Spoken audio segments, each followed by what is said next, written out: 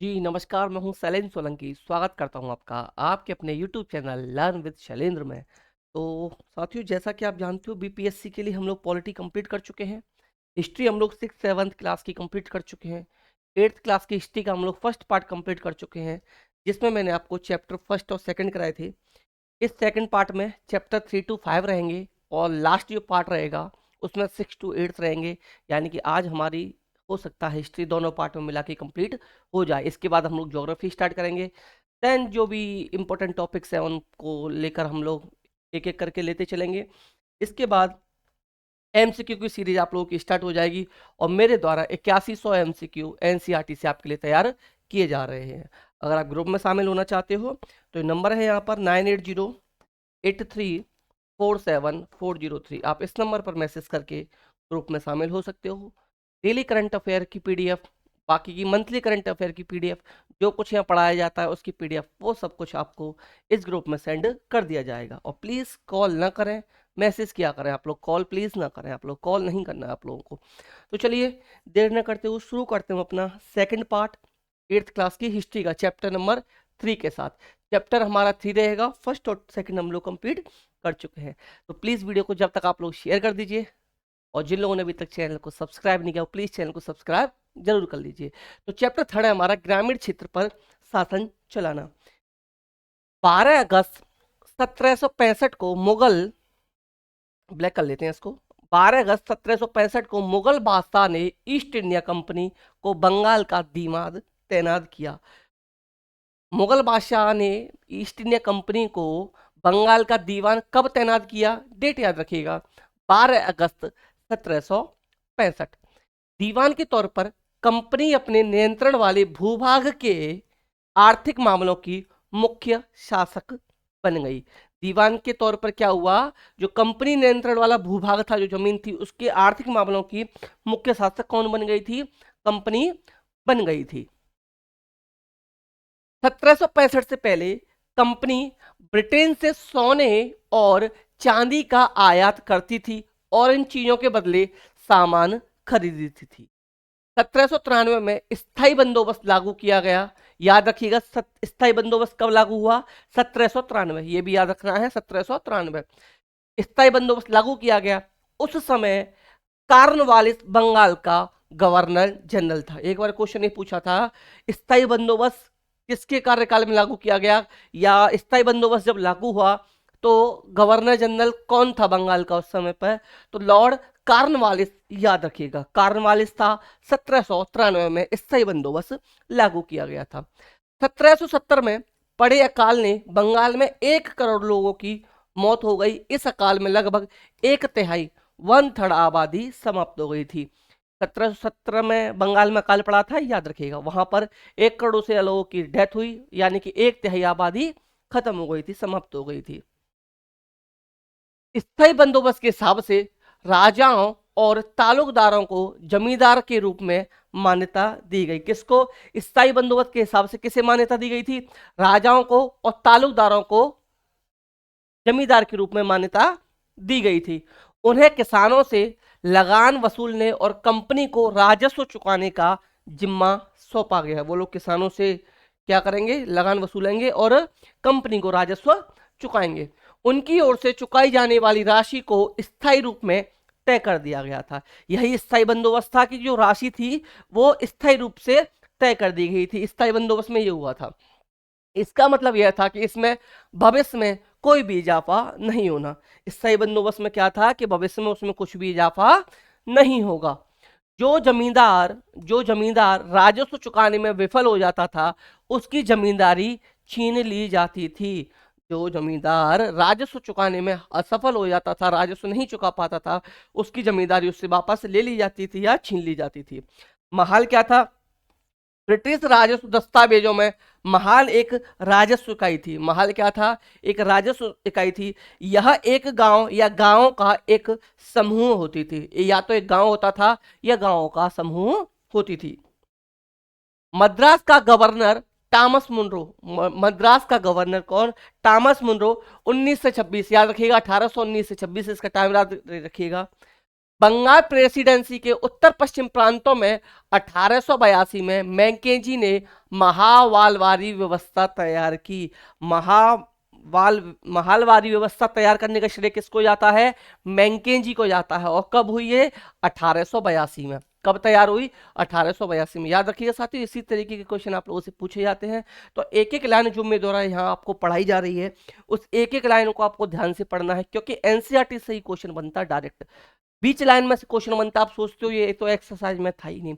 Exercise से question बहुत कम बनता है, ज्यादातर क्वेश्चन आपको चैप्टर के बीच में से देखने के लिए मिलेगा आपको।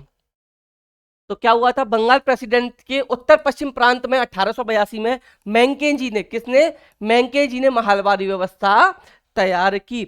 इसमें राजस्व इकट्ठा करने और उसे कंपनी को अदा करने का जिम्मा जमींदार के बजाय गांव के मुखिया को सौंप दिया गया। ये पूछ लिया जाता है कि गांव के मुखिया को किसमें सौंपा गया था जिम्मेदारी राजस्व चुकाने की? तो महालवारी व्यवस्था में सौंपा गया था। थॉमस मुनरो ने ब्रिटिश नियंत्रण वाले भारतीय इलाकों में नई व्यवस्था विकसित की। उसे रैयतवार या रैयतवारी नाम दिया। तो रैयतवारी का श्रेय किसे दिया जाता है? थॉमस मुनरो को। थॉमस मुनरो कुछ भी आ जाए याद रखिएगा। थॉमस मुनरो रैयतवारी व्यवस्था से संबंधित है, याद रखना है। मुनरो का मानना था कि अंग्रेजों को पिता की भांति किसानों की रक्षा करनी चाहिए। ये स्टेटमेंट दे दिया जाएगा और पूछ लिया जाएगा ऐसा किसका कहना था या किसका मानना था? तो थॉमस मुनरो का मानना था कि अंग्रेजों को पिता की भांति किसानों की क्या करनी चाहिए? रक्षा करनी चाहिए। विलियम मॉरिस ब्रिटेन के प्रसिद्ध कवि और कलाकार थे। विलियम मॉरिस क्या थे? ब्रिटेन के प्रसिद्ध कवि और कलाकार थे। नील का पौधा मुख्य रूप से उष्णकटिबंधीय इलाकों में ही उगता था। याद रखिएगा, नील का पौधा के लिए अगर पूछ लिया जाए तो किसमें उगता था? तो उष्णकटिबंधीय इलाकों में। किसमें? उष्णकटिबंधीय इलाकों में ही उगता था। 13वीं सदी तक इटली, फ्रांस, ब्रिटेन के कपड़ा उत्पादक कपड़े की रंगाई के लिए भारतीय नील का इस्तेमाल कर रहे थे। यूरोपीय बाजारों में नील थोड़ी मात्रा में पहुंचती थी। ज्यादा कहां पहुंच जाती थी? आपकी इटली, फ्रांस, ब्रिटेन कपड़ा उत्पादक के कपड़े की रंगाई के लिए भारतीय नील का उपयोग ये लोग करते थे, और यूरोपीय बाजारों में नील कम पहुंच पाती थी। इसकी कीमत भी ऊंची रहती थी, इसलिए यूरोपीय कपड़ा उत्पादकों को बैगनी और नीले रंग बनाने के लिए वोड नामक एक पौधे पर निर्भर रहते थे। इस पौधे का नाम याद रखिएगा कि यूरोपीय लोग क्या करते थे? नीले और बैगनी बनाने के लिए, बैगनी और नीले रंग का बनाने के लिए किस पौधे का यूज करते थे? तो वोड पौधा था। ये पौधा कौन सा था? वोड। याद रखिएगा, वोड नामक पौधे का ये प्रयोग करते थे। वोड पौधा शीतोष्ण में होता था। कहां पर? शीतोष्ण में। और जबकि नील कहां होती थी? उष्णकटिबंधीय में। और ये होता था शीतोष्ण में। उत्तरी इटली, दक्षिणी फ्रांस, जर्मनी और ब्रिटेन के कई हिस्सों में यह पौधा उगता था। कौन सा पौधा? वोड नामक पौधा। कैसे उगता था? कहां पर? शीतोष्ण में उगता था ये। नील से बहुत चमकदार रंग मिलता था, जबकि वोड से मिलने वाले रंग बेजान और फीका होता था। नील से मिलता था चमकदार, वोड से कैसा मिलता था? मिल तो जाता था नीला और बैंगनी, लेकिन जो मिलता था वो थोड़ा फीका होता था और बेजान और फीका होता था। 18वीं शताब्दी के आखिर तक भारतीय नील की मांग और बढ़ गई। 1783 से 1789 के बीच दुनिया का नील का उत्पादन आधा ही रह गया। 1783 से लेकर 1789, 83 से लेकर 89 तक क्या हुआ? दुनिया का नील का उत्पादन आधा ही रह गया। 1792 में फ्रांस अपने उपनिवेशों ने दास प्रथा समाप्त कर दी। कब दास प्रथा कब समाप्त हुई? 1792 में दास प्रथा समाप्त हुई। इन घटनाओं की वजह से कैरिबियाई द्वीपों में नील की खेती ठप हो गई। नील की खेती करने के दो मुख्य तरीके थे। नील की खेती करने के दो मुख्य तरीके थे। पहला, निज और रैयती। कौन कौन से? निज और रैयती, दो तरीके से नील की खेती की जाती थी। कर्जा लेने वाले रैयत को अपनी कम से कम 25% जमीन पर नील की खेती करनी होती थी। कर्जा लेने वाले को क्या करनी होती थी? कम से कम अपनी 25% जमीन पर नील की खेती करनी होती थी। मार्च 1859 का टाइम है। मैं बंगाल के हजारों रैयतों ने नील की खेती से इनकार कर दिया था। कब मना किया था? 1859, मार्च 1859 में बंगाल के हजारों रैयतों ने नील की खेती करने से इनकार कर दिया था। बिहार के किसान ने 1917 में महात्मा गांधी को चंपारण आकर नील के किसानों की दुर्दशा देखने का न्योता दिया था। गांधी जी का यह दौरा नील बागान मालिकों के खिलाफ चंपारण आंदोलन की शुरुआत थी। ये 1917-18 की बात है, याद रखिएगा। और गांधी जी का पहला सफल आंदोलन पूछा जाए तो चंपारण आंदोलन है।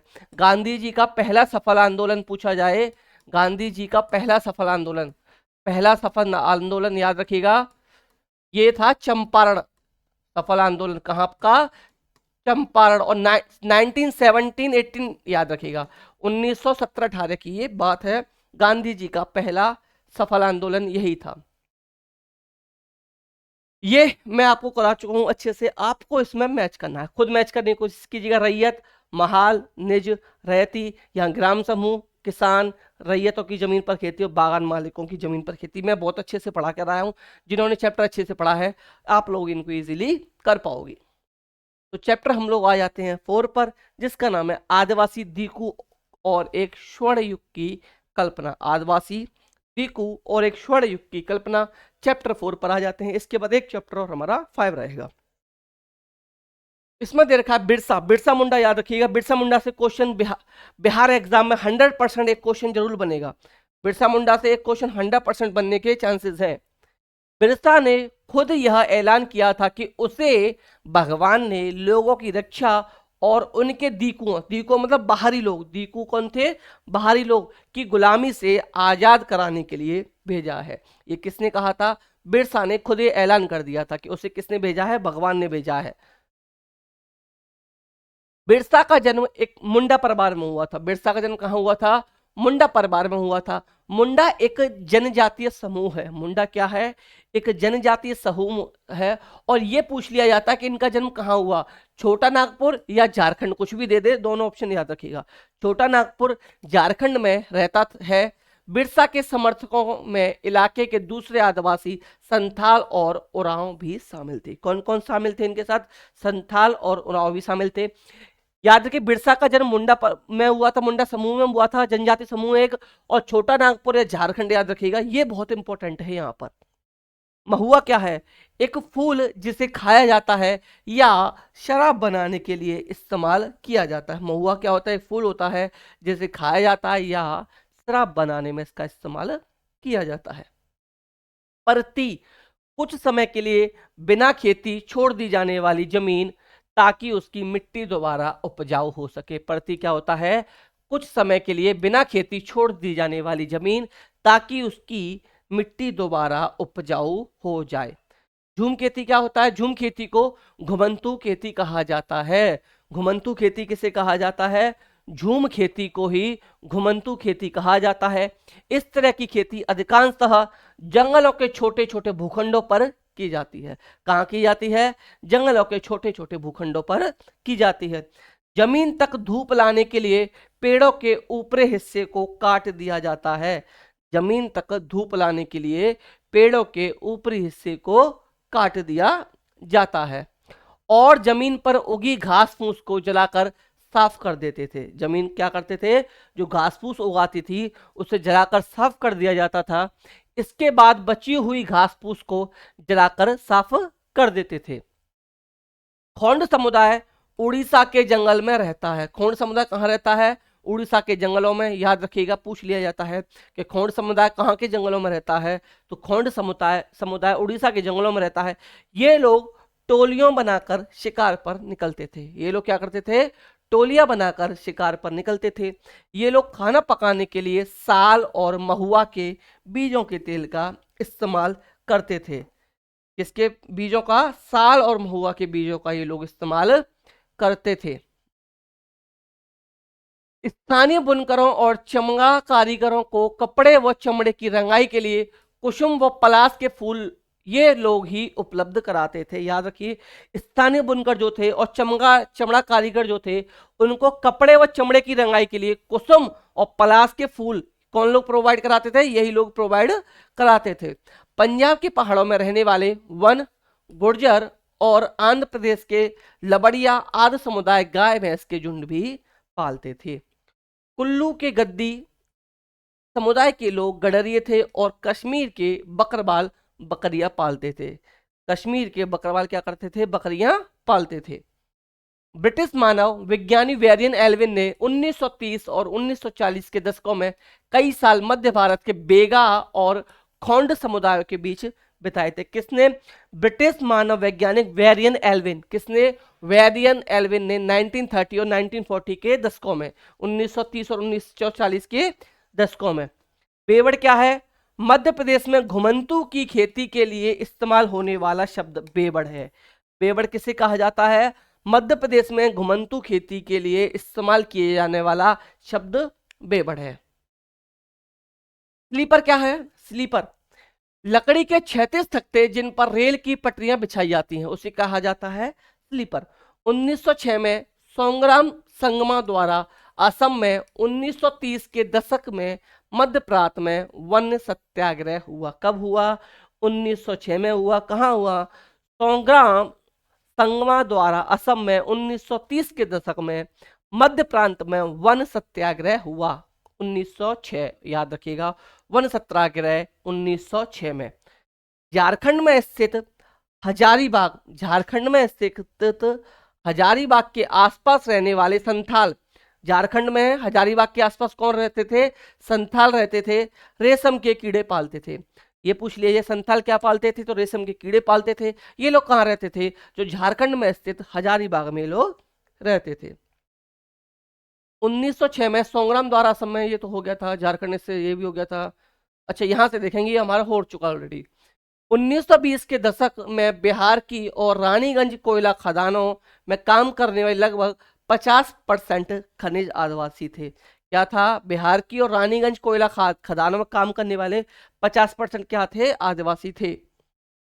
1920 के दशक में देश की कोयला खदानों में हर साल 2000 से ज्यादा मजदूर मारे जाते थे। कितने? 2000 से ज्यादा मजदूर मारे जाते थे। 1831-32 में कोल आदिवासियों ने और 1885 में संथालों ने बगावत कर दी थी। कब की थी? 1831-32 में कोल आदिवासियों ने और 1885 में संथालों ने बगावत कर दी थी।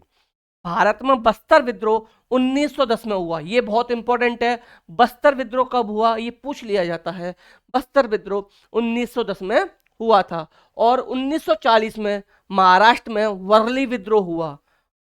भारत में बस्तर विद्रोह की बात की जाए 1910, और वर्ली विद्रोह महाराष्ट्र में कब हुआ?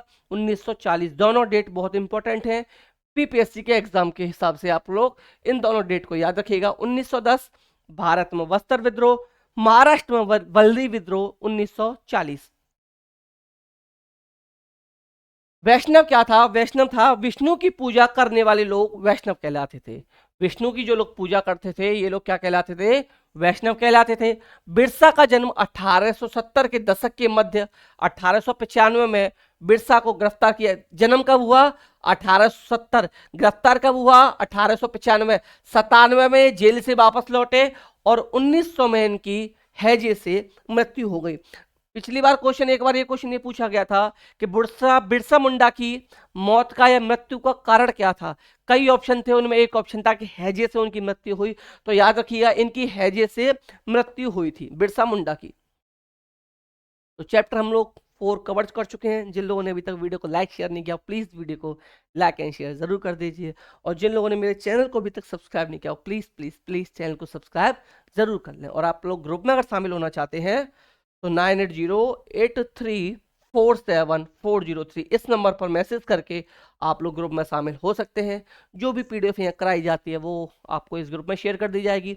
इसके अलावा डेली करंट अफेयर की जो पीडीएफ होती है प्लस जीके के जो भी इंपॉर्टेंट क्वेश्चन होते हैं वो सब कुछ आपको इस ग्रुप की पीडीएफ में शेयर कर दिया जाता है पीडीएफ के रूप में। तो चलिए चैप्टर 5 हम लोग देख लेते हैं। आज की वीडियो का लास्ट चैप्टर रहेगा। इसके अलावा इसके बाद 6 to 8 में चैप्टर करा दूंगा आप लोगों को। इसके साथ ही हमारी हिस्ट्री भी कंप्लीट हो जाएगी। देन हम लोग ज्योग्राफी स्टार्ट करेंगे। तो चैप्टर 5 हमारा, अब जनता बगावत करती है 1857 और उसके बाद, इसके बाद मैं आपको बता चुका हूं, ये होने के बाद 1857 के टॉपिक पर 1857 के 7 का टॉपिक बहुत इंपॉर्टेंट है। एक दो क्वेश्चन 100% आपका बीपीएससी में से पूछा जाएगा। तो लगभग 20-25 मिनट की एक मेरी वीडियो रहेगी, उसमें मैं complete theory plus 35 question, approx 35 question मेरे द्वारा तैयार किए जा रहे हैं और कंप्लीट थ्योरी एक वीडियो में आपका 1857 का पूरा एक ही वीडियो में कवर हो जाएगा। देखिए, पेशवा बाजीराव द्वितीय के दत्तक पुत्र नाना साहब ने कंपनी से आग्रह किया, क्या आग्रह किया, कि उनके पिता को जो पेंशन मिलती थी वह मृत्यु के बाद उन्हें मिलने लगे। यानी कि पेशवा बाजीराव द्वितीय जो थे वो क्या थे, दत्तक पुत्र थे किसके, नाना साहब ने क्या किया, पेशवा बाजीराव द्वितीय के दत्तक पुत्र नाना साहब ने कंपनी से रिक्वेस्ट की थी कि उनके पिता को जो पेंशन मिलती थी वो उनकी मृत्यु के बाद उन्हें मिलने लगे। 1801 में अवध पर एक सहायक संधि थोपी गई और 1865 में अंग्रेजों ने उसे अपने अधीन कर लिया, अपने कब्जे में ले लिया। कब ले लिया अवध को, 1865 में। 1849 में गवर्नर जनरल डलहौजी ने ऐलान किया कि बहादुर शाह जफर मृत्यु के बाद बादशाह परिवार के लोगों को लाल किले से निकालकर उसे दिल्ली में कहीं और बसाया जाएगा। ऐसी घोषणा किसने की थी, लॉर्ड डलहौजी ने की थी। कब की थी, 1849 में। 1849 में डलहौजी के द्वारा घोषणा की गई थी कि बहादुर शाह जफर की मृत्यु के बाद बादशाह के परिवार को लाल किले से निकालकर कहीं और बसाया जाएगा।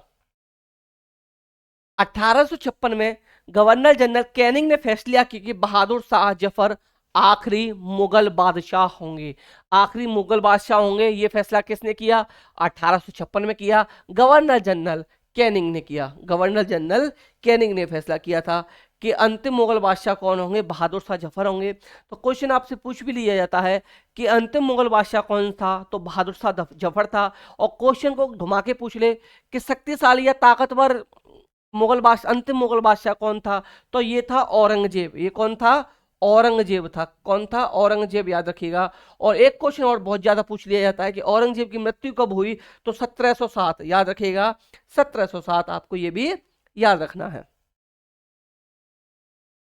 आगे देखते हैं हम लोग आगे। 1824 में सिपाहियों को कंपनी की ओर से लड़ने के लिए समुद्र के रास्ते बर्मा जाने का आदेश मिला, तो उन्होंने इस हुक्म को मारने से इनकार कर दिया था, क्योंकि भारतीय में ऐसी प्रथा थी कि समुद्र के पार जाना वो लोग पसंद नहीं करते थे ना, याद रखिएगा इसमें। उन्हें जमीन के रास्ते जाने में ऐतराज नहीं था, लेकिन वो समुद्र के रास्ते जाना नहीं चाहते थे। 1856 में कंपनी ने एक नया कानून बनाना पड़ा। इस कानून में साफ कहा गया था कि अगर कोई भी व्यक्ति सेना में नौकरी करेगा तो जरूरत पड़ने पर समुद्र पार भी जाना पड़ सकता है। क्या किया था उन्होंने, 1856 में कानून बना दिया था। उन्होंने क्या किया, कंपनी ने 1856 में कानून बना दिया कि अगर आप सेना में नौकरी करते हैं तो जरूरत पड़ने पर आपको समुद्र के रास्ते जाना पड़ सकता है। ये कानून कब बनाया गया, 1856 में बनाया गया। डेट आप लोग याद रखिएगा। 1830 के बाद कंपनी ने ईसाई मिशनरियों को खुलकर काम करने और यहां तक कि जमीन पर संपत्ति जुटाने की भी छूट दे दी थी। 1850 में एक नया कानून बनाया गया जिससे ईसाई धर्म को अपनाना और भी आसान हो गया था। ऐसा कानून कब बनाया गया, 1850 में ऐसा कानून बनाया गया।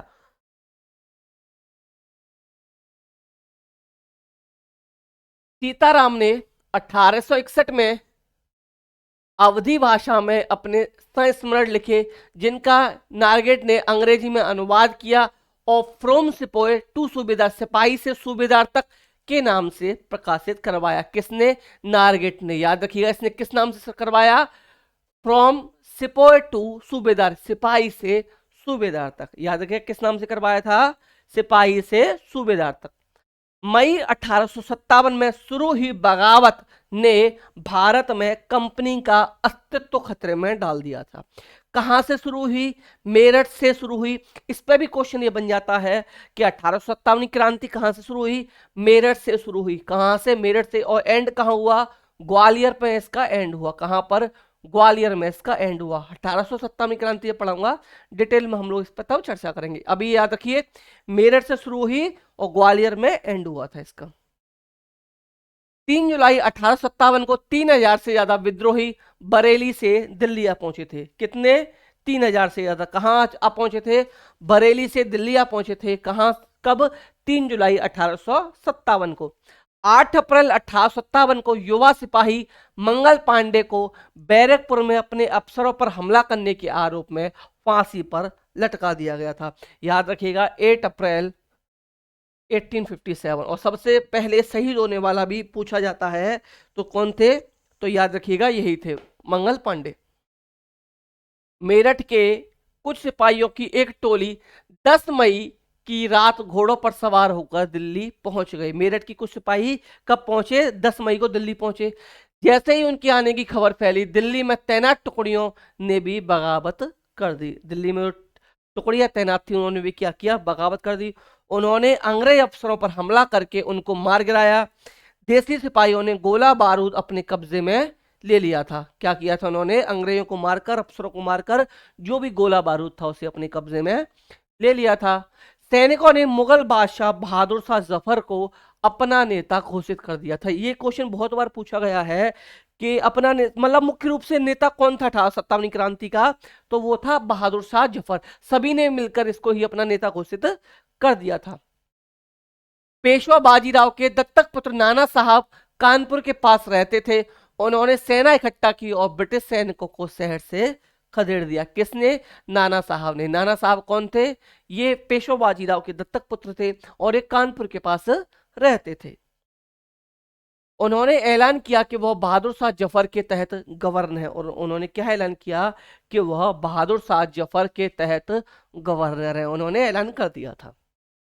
लखनऊ की गद्दी से हटा दिए गए नवाब वाजिद अली शाह, नवाब वाजिद अली शाह के बेटे ब्रिजेश कद्र को नया नवाब घोषित कर दिया गया। किसको? दोबारा सुनिए, लखनऊ की गद्दी से हटा दिए गए नवाब वाजिद अली शाह के बेटे ब्रिजेश कद्र को नया नवाब घोषित कर दिया गया। ब्रिजेश कद्र ने भी बहादुर शाह जफर को अपना बादशाह मान लिया था। ब्रिजेश कद्र ने भी क्या किया था? अपना नेता किसे मान लिया था? बहादुर शाह जफर को अपना नेता मान लिया था। सेना की टुकड़ियों ने मान लिया था, इन्होंने मान लिया था। और नवाब जो थे आपके नाना साहब, इन्होंने क्या किया? अपने आप को गवर्नर घोषित कर लिया था बहादुर शाह जफर का। उनकी मां बेगम हजरत महल ने अंग्रेजों के खिलाफ विद्रोह को बढ़ावा देने में बढ़ चढ़कर हिस्सा लिया था। याद रखिएगा, बढ़ चढ़कर हिस्सा लिया था। झांसी में रानी लक्ष्मीबाई भी विद्रोह सिपाहियों से जा मिली। जिन्होंने विद्रोह किया था उनके साथ कौन मिल गया? झांसी की रानी लक्ष्मीबाई। उन्होंने नाना साहब के सेनापति तात्या टोपे, ये नाम बहुत ज्यादा इंपॉर्टेंट हो जाता है, उन्होंने नाना साहब के सेनापति तात्या टोपे के साथ मिलकर अंग्रेजों को भारी चुनौती दी। तात्या टोपे के साथ कौन था? झांसी की रानी और तात्या टोपे दोनों एक साथ। मध्य प्रदेश के मांडला क्षेत्र में राजगढ़ की रानी अवंतीबाई लोधी ने 4000 सैनिकों की फौज तैयार की और अंग्रेजों के खिलाफ उसका नेतृत्व किया, क्योंकि ब्रिटिश शासन ने उसके राज्य के प्रशासन के राज्य पर नियंत्रण कर लिया था। किसने? मध्य प्रदेश के मांडला क्षेत्र में राजगढ़ की राजी अवंतीबाई, रानी अवंतीबाई, याद रखिएगा, रानी अवंतीबाई याद रखिएगा।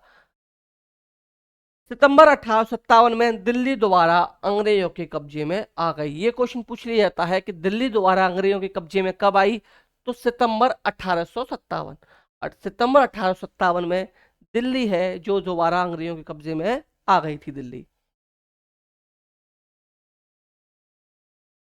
बहादुर शाह जफर और उनकी बेगम जीनत महल को अक्टूबर 1858 में रंगून जेल भेज दिया गया था। रंगून जेल कब भेज दिया गया था? 1858 में बहादुर शाह जफर को और उनकी पत्नी जो थी बेगम जीनत महल को 1858 में रंगून जेल भेज दिया गया था। ये क्वेश्चन पूछा गया था कि बहादुर शाह जफर को कौन सी जेल भेजा गया था? तो रंगून जेल भेजा गया था। इसी जेल में 1862 में उन्होंने अंतिम सांस ली। यानी बहादुर शाह जफर की मृत्यु पूछी जाए तो 1862 में इनकी मृत्यु हुई। उनके बेटों को उनके सामने ही गोली मार दी गई थी। बहादुर शाह जफर के बेटों की गोली मारकर हत्या कर दी गई थी। मार्च 1858 में लखनऊ अंग्रेजों के कब्जे में चला गया। दिल्ली कब आई? दिल्ली याद रखिएगा सितंबर 1857। लखनऊ कब कब्जे में आ गया? 1858 में। इसी जेल में उन्होंने अंतिम सांस ली, उनके बेटों को गोली मार दी, ये हो गया। अंग्रेजों कब्जे में चला गया, ये भी हो गया था। जून 58 में 1858 में रानी लक्ष्मीबाई को मार दिया गया। तात्या टोपे मध्य भारत के जंगलों में रहते हुए आदिवासी और किसानों की सहायता से छापामार युद्ध चलाते रहे। छापामार युद्ध कौन चलाते रहे? तात्या टोपे चलाते रहे। किसके साथ? मध्य भारत के जंगलों में रहते हुए आदिवासियों और किसानों की सहायता से छापामार युद्ध कौन चलाते रहे? तात्या टोपे छापामार युद्ध चलाते रहे। इस पर डिटेल में हम लोग 1857 क्रांति में बहुत डिटेल में पढ़ेंगे। अंग्रेजों ने 1859 के आखिर तक देश पर दोबारा नियंत्रण कर लिया था। वहां दिल्ली पर दोबारा कब किया? सितंबर 1857 में। और दोबारा पूरे देश पर नियंत्रण कब कर लिया इन्होंने? 1859 तक। ब्रिटिश संसद ने 1858 में एक नया कानून पारित किया और ईस्ट इंडिया कंपनी के सारे अधिकार ब्रिटिश साम्राज्य के हाथ में सौंप दिए। किसके हाथ में सौंप दिए? ब्रिटिश साम्राज्य के हाथ में सौंप दिए। क्या हुआ? ब्रिटिश संसद ने 1858 में एक नया कानून पारित किया और ईस्ट इंडिया कंपनी के सारे अधिकार ब्रिटिश साम्राज्य के हाथों में सौंप दिए, ताकि भारतीय मामलों को ज्यादा बेहतर ढंग से संभाला जा सके। फलस्वरूप अंग्रेज सरकार ने भारत के शासन की जिम्मेदारी सीधे अपने हाथों में ले ली। फलस्वरूप क्या हुआ? अंग्रेज सरकार ने भारत के शासन की जिम्मेदारी सीधे अपने हाथों में ले ली थी। इस तरीके से आपके चैप्टर 3rd to 5th यानी फर्स्ट सेकंड हम लोग पहले पार्ट में कवर कर चुके हैं। इस पार्ट में हम लोग 3 से 5 तक कवर कर चुके हैं। लास्ट वाले पार्ट में हम लोग 6 to 8 कवर करेंगे। इसके साथ ही हमारी हिस्ट्री की क्लास भी कंप्लीट हो जाएगी। इसके बाद हम लोग पॉलिटी और फिर इंपॉर्टेंट टॉपिक बीपीएससी से रिलेटेड चालू करेंगे। तो साथियों, आई होप आपको सेशन पसंद आया होगा।